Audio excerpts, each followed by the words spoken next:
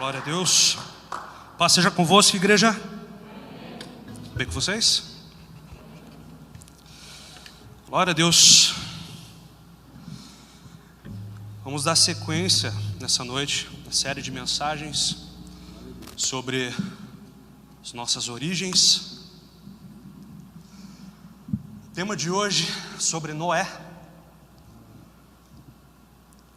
Queria pedir para vocês abrir a palavra de Deus lá em Gênesis, capítulo 6, no versículo 7 e versículo 8.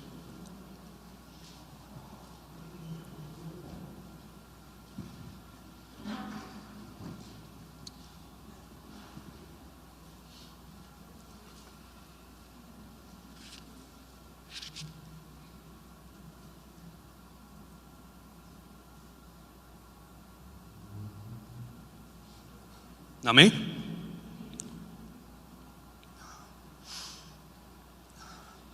E disse o Senhor: destruirei o homem que criei sobre a face da terra, desde o homem até o animal, até o réptil, até a ave dos céus, porque me arrependo de os haver feito. Noé, porém, achou graça aos olhos do Senhor. Abra também lá em Gênesis capítulo 7, versículo 1.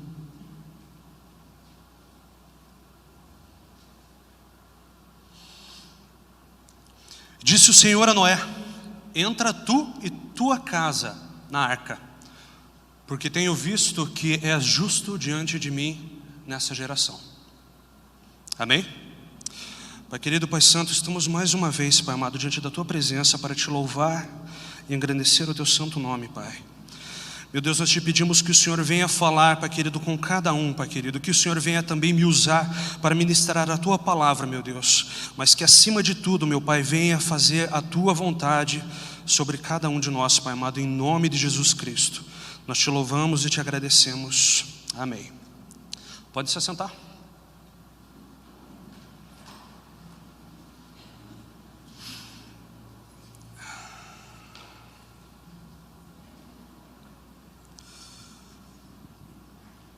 Meus queridos, a primeira coisa, nós podemos perceber que a palavra de Deus nos fala que nessa época, no mundo, desde a época de Adão, veio o pecado, entrou. Veio Caim, matou seu irmão, Abel, depois nasceu Sete. A partir de Sete, temos toda a genealogia na Bíblia. E depois de alguns anos, chegou em Noé, Enoque, Matusalém, depois veio Lameque e por fim Noé. Nessa época, já tínhamos uma multidão na face da terra. Primeira coisa, nessa época, os homens viviam muito tempo. A média de vida nessa época era mais ou menos 900 anos. Alguns outros chegavam a viver 800. Lameque, por exemplo, viveu 777. Matusalém foi o homem que mais viveu sobre a face da terra, 969 anos de idade. Mas o fato é que naquela época já havia bastante gente.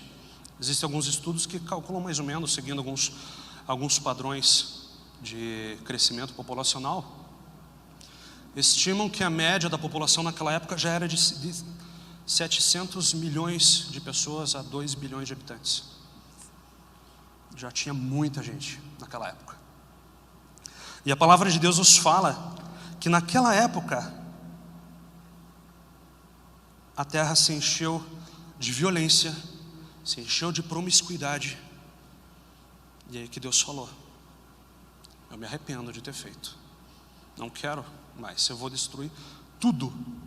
Eu vou destruir o homem, vou destruir os animais, vou destruir a vida sobre a face da terra.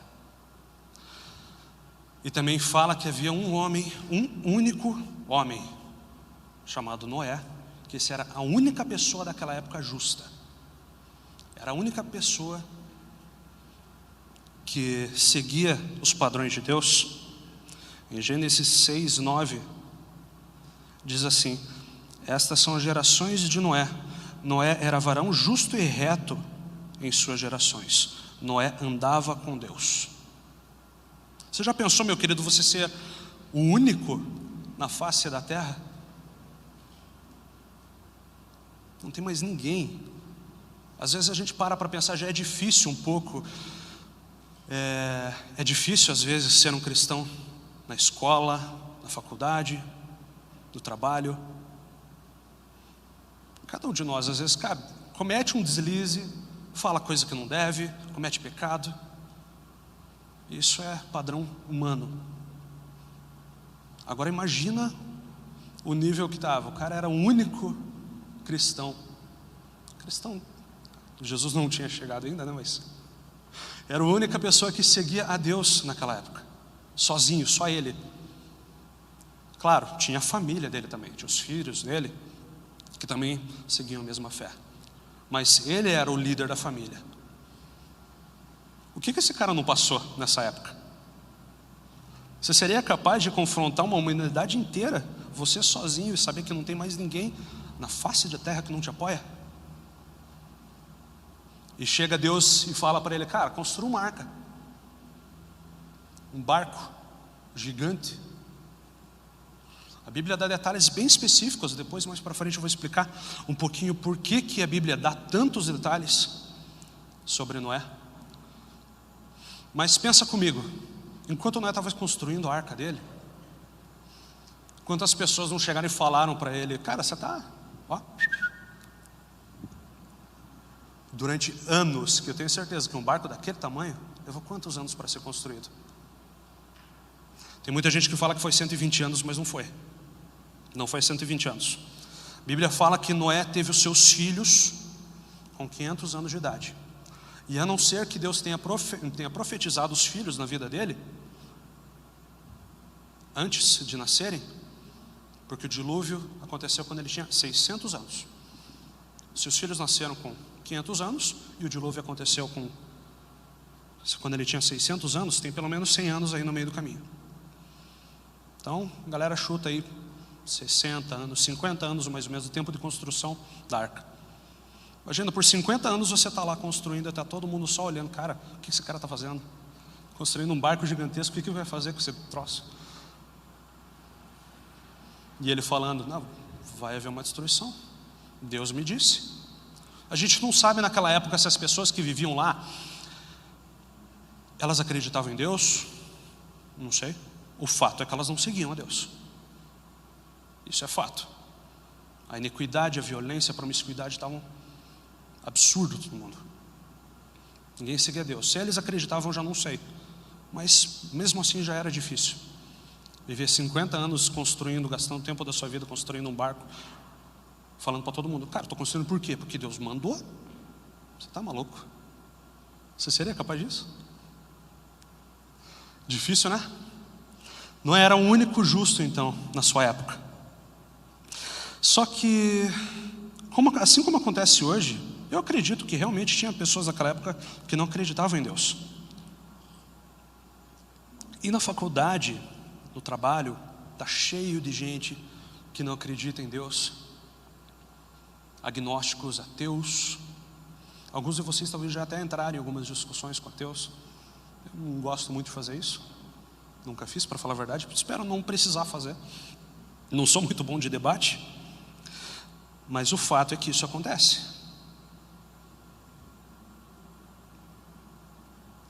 E a gente entra na seguinte questão: o dilúvio realmente existiu? Você acredita que o dilúvio existiu? Ou você acredita que talvez, como alguns falam, não, é só uma parábola? É só uma parábola da Bíblia? Ou foi um mito? Tem pessoas por aí que falam que não foi uma inundação global, foi uma inundação localzinha. Um barquinho foi pequenininho, o cara salvou só as galinhas dele e a família dele. Tem muita gente que fala isso. E como é que você pode rebater isso daí? Isso tudo? O dilúvio realmente existiu? Durante essas semanas, desde que eu soube que eu ia pregar sobre Noé, eu pesquisei bastante mesmo. E eu percebi que por aí no mundo existem muitas questões, perguntas e certos problemas na história de Noé. Que, cara, será que é possível mesmo levar uma bicharada dentro de um barco, ficar preso durante quase um ano? Você acha possível? Sendo bem sincero, quem aqui sabe a resposta para essas perguntas? Beleza, amor? Estava conversando, acompanhou meus estudos durante a semana. Mas, sinceramente, a história de Noé é uma das passagens bíblicas que as pessoas mais têm dúvidas, mais têm perguntas não respondidas. Ninguém sabe rebater. Quando o cara fala, como é que botou toda aquela bicharada? Quantas espécies tinham na época? Como é que colocou lá dentro? Vamos começar a ver umas questões. Nas minhas pesquisas eu cheguei num cara chamado James George Fraser. Esse cara viveu lá em meados de 1900 e ele foi um dos fundadores da antropologia moderna. Quem sabe o que é antropologia? É totalmente contra Deus, totalmente é um meio de pensar que coloca o homem no centro de tudo.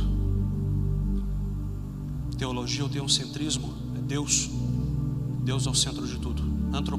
Antrocentrismo é o homem no centro de tudo. E esse cara foi um dos fundadores. E lá em 1914 ele lançou o seguinte livro, em inglês, Folklore in the Old Testament. Folclore no Velho Testamento. Esse foi o livro que ele lançou. Nesse livro, esse cara fez um monte de pesquisa, comparando Bíblia com fatos, com pesquisas científicas, históricas. E esse cara colocou no livro dele a seguinte questão: mal ele sabia que um dia eu estaria usando isso aqui contra ele. Ele colocou o seguinte nesse livro. Ele falou que a Bíblia, que a história de Noé foi um compilado de mais de 200 civilizações antigas, de aborígenes na Austrália, pigmeus, enfim, várias civilizações antigas ao redor do mundo inteiro, em todos os continentes. Ele colocou o seguinte: cara, em cada uma dessas civilizações conta uma história, alguns uma lenda, que fala o seguinte: um antepassado teria salvo os animais em um barco por causa de uma grande inundação, devido à ira de Deus ou de deuses. Dependendo da civilização, também acredita em deuses. E ele falou, cara, o que está na Bíblia eles pegaram pedacinhos aí de todas essas histórias aí, fizeram um compiladão bem, e está na Bíblia. Gente, a pergunta é: qual que é a probabilidade de mais de 200 civilizações antigas contar a mesma mentira? Difícil responder, né? Civilizações que não se conversavam. Qual que é a chance disso acontecer? Esse é um ponto.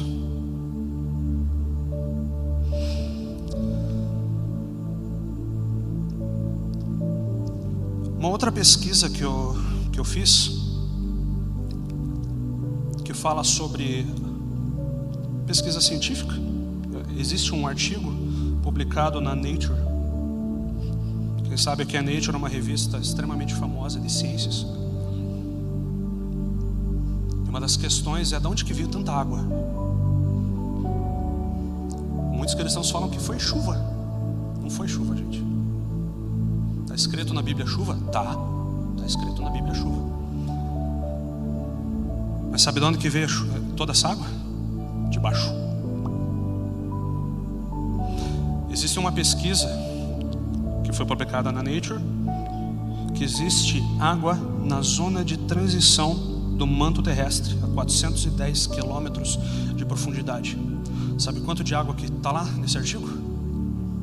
Eles estão estimando agora, isso na verdade é uma teoria bem antiga já, e foi comprovado agora porque acharam um diamante aqui no Brasil, que um pedaço, um fragmento desse diamante bruto contém um elemento que só é formado com uma quantidade absurda de água. Eles estão estimando que existe mais ou menos a quantidade de 6, a soma total dos oceanos da Terra, vezes 6, lá embaixo. É bastante água, né? Isso foi publicado na Nature. Sabe o que a Bíblia diz sobre isso?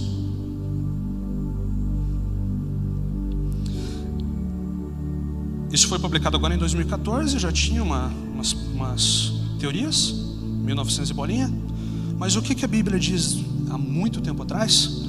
Lá em Gênesis capítulo 7, versículo 11, diz assim: no ano 600 da vida de Noé, no mês segundo, aos 17 dias do mês, naquele mesmo dia, olha o nível de detalhe da Bíblia,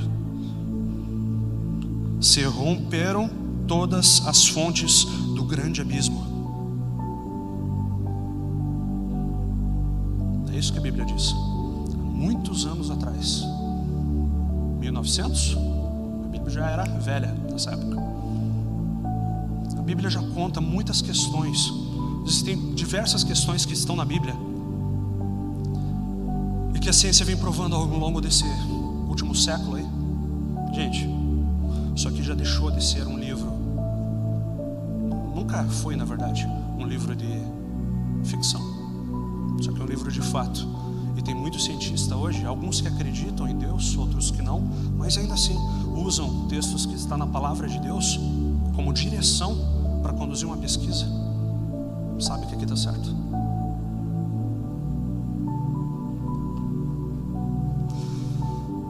Voltando um pouquinho para a história, as características dos homens naquela época eram homens que viviam muito. Como eu falei, Adão teve 930 anos, Matusalém 969, Noé viveu 951 anos. E com base nisso a gente pode ter uma outra ideia bem legal.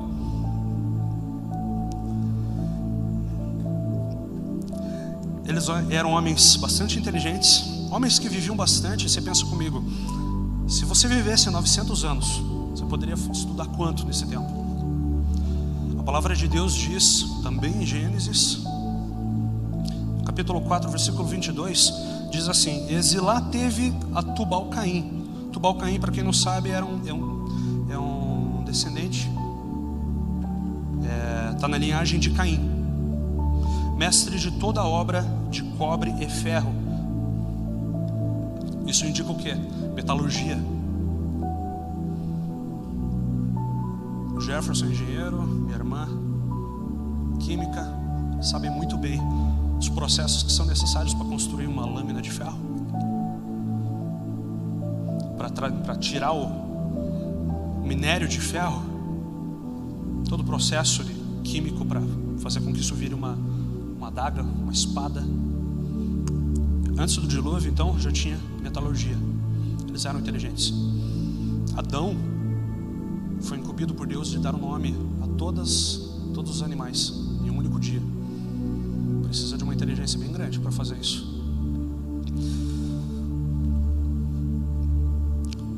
E voltando a falar sobre o nível de detalhamento na Bíblia, olha só, Gênesis 6, 14 ao 16 diz o seguinte: Você, porém, fará uma arca de madeira de cipreste. Especifica exatamente qual é a madeira. Divida em compartimentos e revista com piche por dentro e por fora. Essa palavra piche aqui foi traduzida errada. Piche, betume, é cancerígeno. A palavra no hebraico que substitui essa palavra se refere a uma planta chamada rena, que daí veio a origem da tatuagem de rena. Com essa planta, ela tem cheiros agradáveis, ela tem aroma, é extremamente usada no Oriente Médio na medicina. Tem várias propriedades medicinais e o principal de tudo é um impermeabilizante muito potente. A palavra não é piche. Isso aqui foi uma tradução errada, mas vamos lá. Revista de piche por dentro e por fora. Faça com 135 metros. Aqui está em côvados. A versão que eu estou lendo aqui já está traduzida. Côvados tinha uma medida na época, e tinha côvado europeu, côvado, enfim, em cada região do mundo tinha uma medida de côvado e variava um pouquinho, tá? Mas de acordo com a média, mais ou menos, você pode ter uma ideia de quanto que era. 133 metros de comprimento por 22 metros de largura e 13 metros e meio de altura. Faça ali um teto com um vão de 45 centímetros entre o teto e o corpo da arca. Coloque uma porta lateral na arca e faça um andar superior, um médio e um inferior. É bastante detalhe, né? Bastante coisa. Outra demonstração de nível de detalhe em Gênesis 7:11, na parte A do versículo. No ano 600 da vida de Noé, como eu falei, no mês segundo, aos 17 dias do mês. Exatamente qual era o dia. Não diz, não, quando Noé tinha 600 anos de vida e pronto. Tinha exatamente qual é o dia. E esse detalhamento a gente já vai entender. Como que é possível? Mas vamos lá. Um dos maiores problemas que o pessoal fala sobre a arca de Noé não ter existido é como que caberia tantos animais dentro da arca. Como que seria possível tudo isso? Naquela época, mais ou menos, eles fizeram os cálculos, daria aproximadamente 1.250.000 espécies de animais. A Bíblia fala que foram levados ainda por cima 7 casais dos animais puros, 7 casais das aves. Isso dá muita coisa. Mas vamos lá, 1.250.000. Vamos fazer vezes 2 só, porque era um casal. Já dá 2,5 milhões. As medidas, com essas medidas é possível calcular o volume da arca, mais ou menos, aproximadamente. E pelos estudos que eu vi, seria possível colocar mais ou menos 120.000 animais do tamanho de uma ovelha. Como é que você coloca 2,5 milhões animais dentro da arca, se só cabe 120.000? Aí o cristão chega e fala assim, pela fé. Foi pela fé. A gente sabe que Deus fez a ciência. Deus é dono de toda a ciência.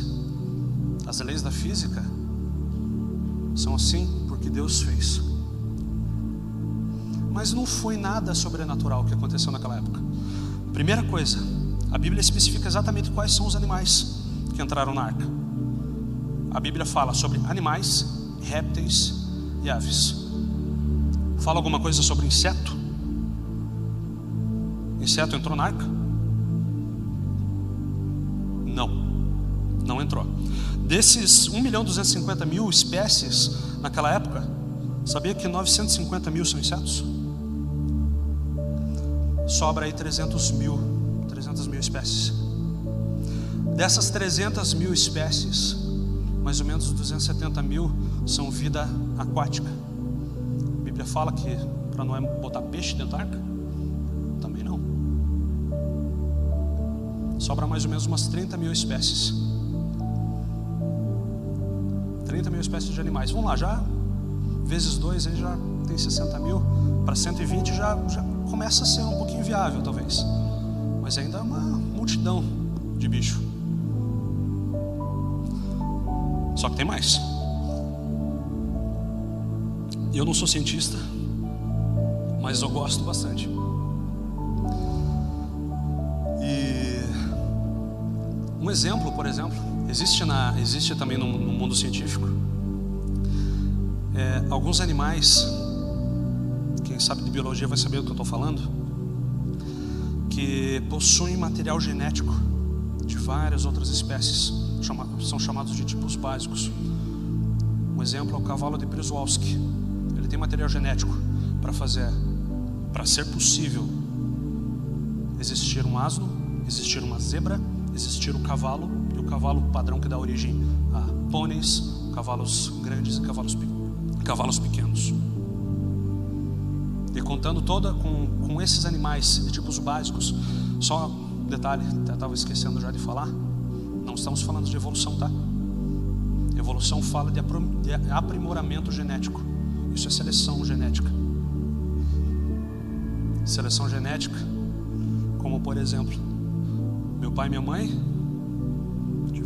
depois tiveram a Thalita, depois tiveram o Felipe, e chegou a Sara, acabou a tinta, ficou loira. Isso é seleção genética. algumas pequenas diferenças que acontecem de algumas gerações para outras gerações. Todos nós somos descendentes de Noé. E mesmo assim, olha quanto tipo de pessoas tem. Pessoas com pele escura, pele clara, cabelo escuro, cabelo claro, olho escuro. Isso é seleção genética, isso não é evolução. Foi conduzido também na Alemanha um outro experimento, que pegaram um poodle e um lobo. Eles eram do mesmo, a origem deles é do mesmo tipo básico, e cruzaram o poodle com o lobo, e saiu um bicho estranho. Ainda era uma espécie de cachorro, uma espécie de lobo, enfim. E fizeram com que esses animais, esse tipo de animal fosse colocado junto, separado dos outros. Na segunda geração já saiu um cachorrinho com umas características mais ou menos de poodle e um outro bicho também com umas características mais de lobo. Separaram de novo e na outra geração saiu poodles e lobos. É só pesquisar, isso também existe. Isso foi conduzido há pouco tempo atrás na Alemanha, essa experiência. Então, todos esses tipos básicos, mais ou menos, usando tudo que tem também no registro fóssil de animais que também já foram extintos, dá mais ou menos 1000 tipos básicos. 2000 animais cabe, né? Dentro da arca. Agora vamos abrir um paralelo aqui. Você acha que Noé sabia quais eram os animais que era para colocar dentro da arca? Você acha que Noé saiu caçando pelo mundo? Não. Deus sabia quais eram os animais específicos, para que fosse possível no futuro, depois do final do dilúvio, ser possível a diversificação de animais.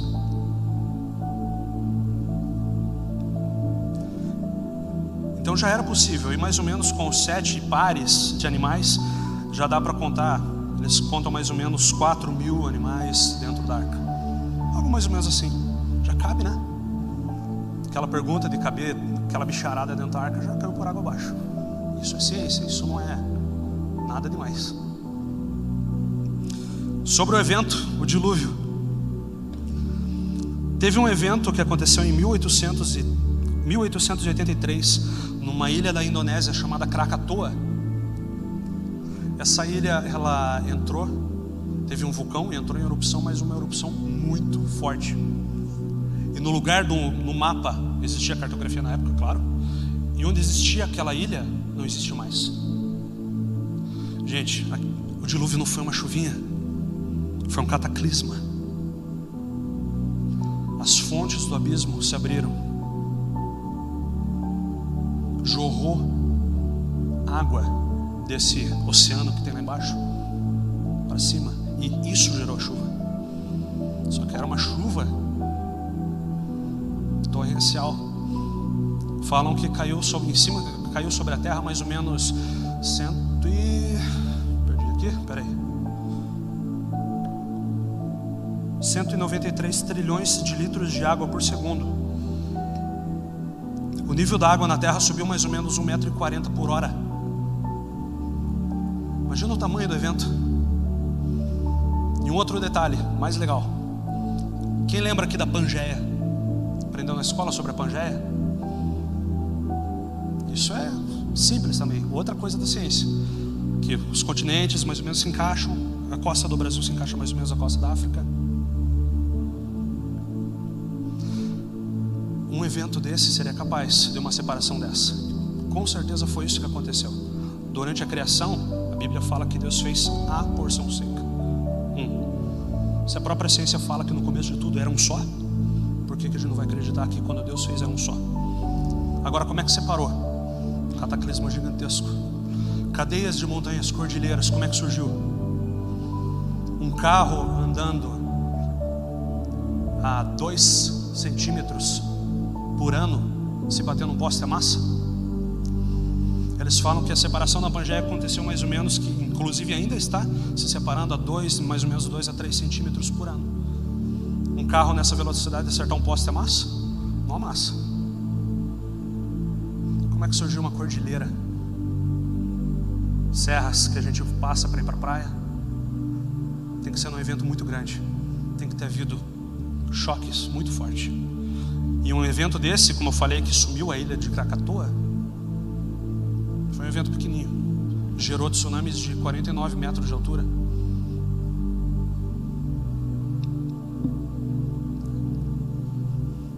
Dá para pensar, né?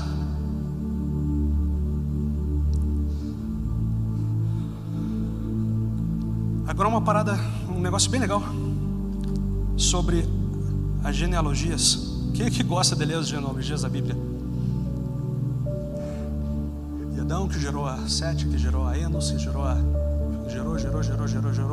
Enoque, Matusalém, Lameque, Noé, por aí vai. A gente também tem a genealogia de Adão em Gênesis 5 e a genealogia de Sem, filho de Noé, lá em Gênesis capítulo 11, no versículo 10. Fala toda a genealogia contando com quantos anos cada um teve o seu filho e quantos anos cada um viveram. A gente pode ver que depois do dilúvio, que foi quando Deus falou que a partir dali o homem viveria até 120 anos, houve uma queda brusca. Em quanto tempo os homens viviam? E uma coisa bem legal, vocês sabiam que na época de Abraão, Noé ainda estava vivo? Noé viveu mais de 900 anos, 951. O seu filho, que também foi uma das pessoas 100, tinha 100 anos quando aconteceu o dilúvio. Sabe quando que ele foi morrer? Quando Jacó tinha 50 anos de idade. Se eles se conversaram, não sei, mas eles foram contemporâneos. Isso explica o nível de detalhe na Bíblia. Isso explica por que ao redor do mundo todas as civilizações têm alguns detalhes, falam sobre uma lenda com pouquíssimos detalhes, mas na Bíblia, no povo de Israel, é tanto detalhe assim. É por isso era possível passar. Cara, os caras estavam lá. Abraão, se quisesse bater um papo com Noé, ele podia. Abraão tinha 61 anos quando Noé morreu, e 100 morreu depois de Abraão. Já pensou nisso? Um cara que viveu o evento que aconteceu há uns 500 anos atrás, chegar para você e falar: cara, eu estava lá 500 anos atrás, eu sei como é que aconteceu. E ninguém presta atenção na genealogia da Bíblia. Você vê só que interessante. E tá lá. Eu fiz o cálculo, eu mesmo. Contei com quantos anos cada um teve seus filhos e deu lá. Quando eu tinha 50 anos, Jacó tinha 50 anos de idade, aí que Sem faleceu. Ele não viu José, não foi contemporâneo com José por pouco tempo. Mas Jacó ali foi contemporâneo.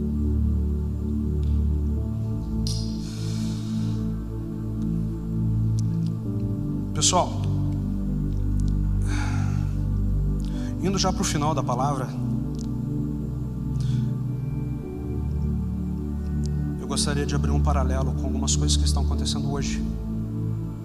A gente aprendeu várias das perguntas que a gente tem na Bíblia são possíveis de resposta. Tem alguns erros de tradução, e esses erros de tradução que a galera normalmente pega para botar um crente contra a parede.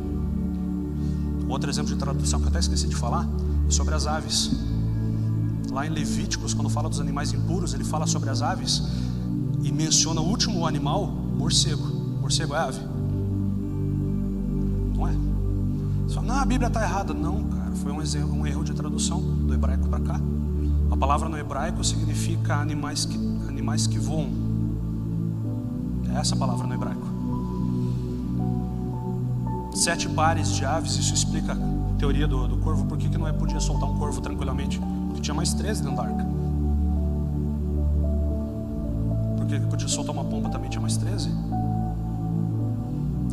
Todos esses detalhes estão aqui na Bíblia, explicadinhos. A gente só passa batido por cima deles, e daí chega na hora de responder uma questão dessa, você não tem a resposta. Só que um fato, como eu falei, aqui está escrito diversos eventos, diversas questões científicas que só foram descobertas no último século. Isso aqui está escrito há muito tempo. E um paralelo que a gente pode abrir então sobre a iniquidade que havia naquela época.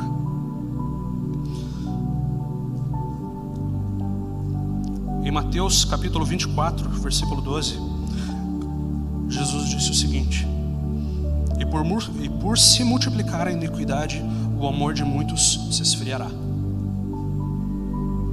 Isso foi um alerta que Jesus fez sobre esse tempo. O amor está se esfriando. E parte disso é exatamente esse tipo de questão, de perguntas que as pessoas não conseguem responder. Cara, será que realmente existiu? Começa a gerar dúvida dentro da gente. Antes de estudar isso, cara, às vezes eu até pensei em algumas questões e gerava certa dúvida. A gente não tem como provar nada.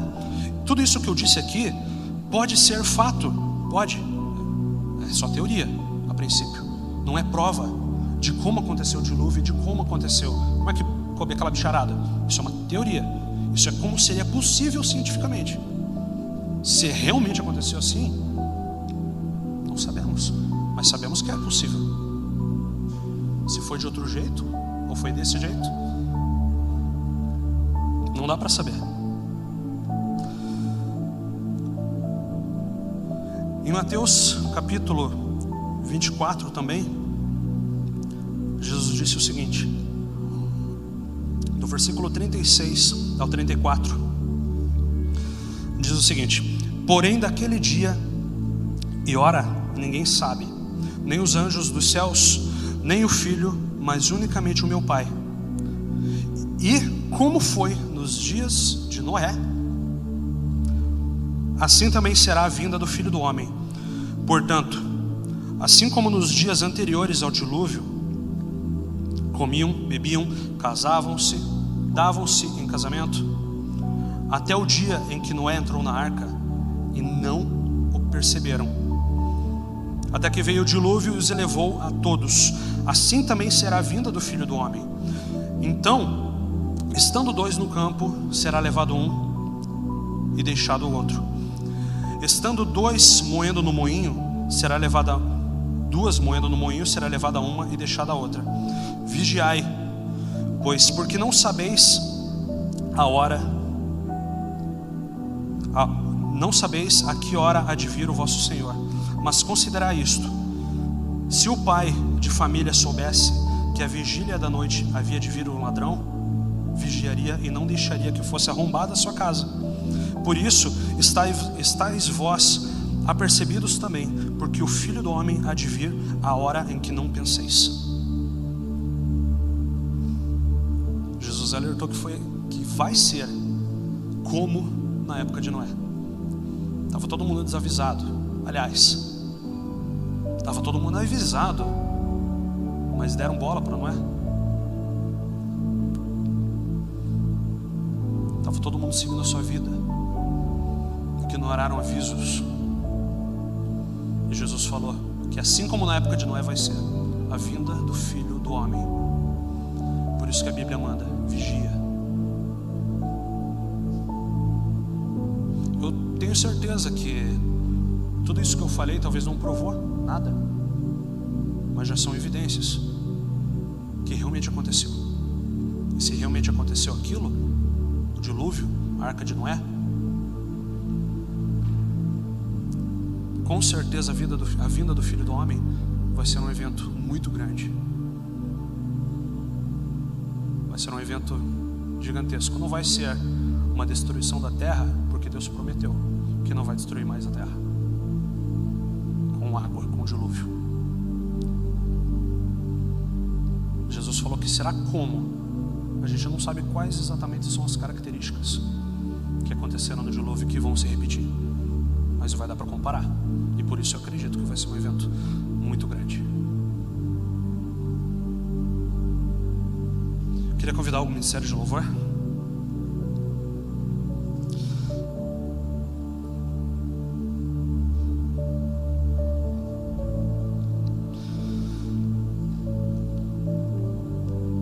Então, meu querido, muitas vezes a gente não dá bola para o que está acontecendo. Mas isso que Jesus falou é o que está acontecendo. O amor de muitos está se esfriando. Está cheio de sinais na Bíblia que estão acontecendo nos dias de hoje, que tudo indica que a vinda do Filho do Homem está próxima. E o que nós estamos fazendo?